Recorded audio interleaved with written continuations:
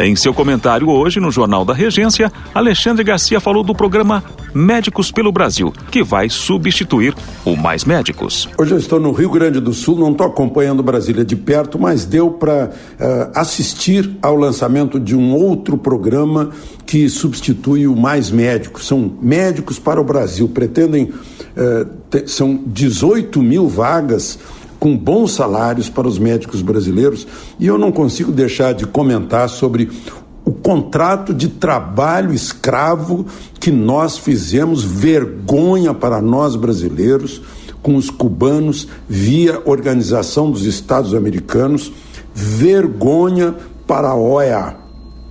Um contrato no qual o médico cubano era tratado como escravo, recebia só 1/4 do que era pago a ele. O resto era para o governo cubano. Era uma forma de ajudar o governo cubano, como se o nosso BNDES já não estivesse financiando as obras do Porto de Mariel para a construtora brasileira pegar propina e pagar ao partido que inventou tudo isso.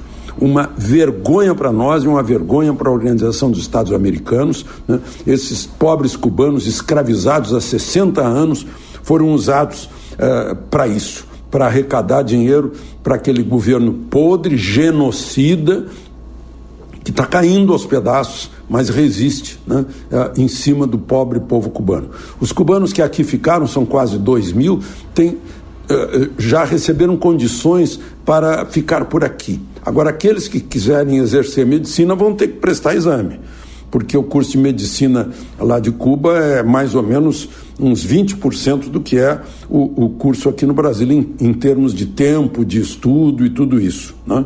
Então, é uma nova atitude do governo brasileiro, né? Beneficiando médicos brasileiros, é claro, com um bom programa, mas também ajudando aqueles cubanos que conseguiram ficar aqui porque provavelmente a família não ficou lá, né? E não querem mais voltar para aquela ditadura.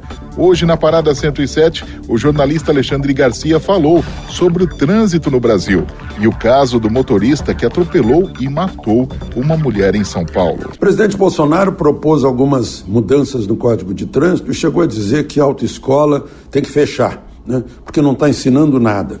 Ontem, ao ir da minha casa ao aeroporto, eu observei isso, né? As pessoas estão lá, estão com carteira de habilitação no bolso, mas fazem as maiores barbaridades no trânsito, né? Tinha um que ia entrar para a esquerda, mas ficava do lado direito, e depois diminuía a marcha para cortar a frente de outros que estavam com uma velocidade maior, em vez de apertar no acelerador.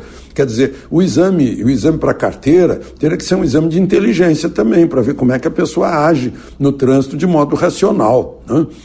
Eu estou citando isso, mas o que eu queria falar é sobre um atropelamento. Ontem em São Paulo, o sujeito vinha de Porsche em alta velocidade, atropelou uma senhora de idade na faixa de pedestre. Parou, olhou e fugiu. Matou a senhora.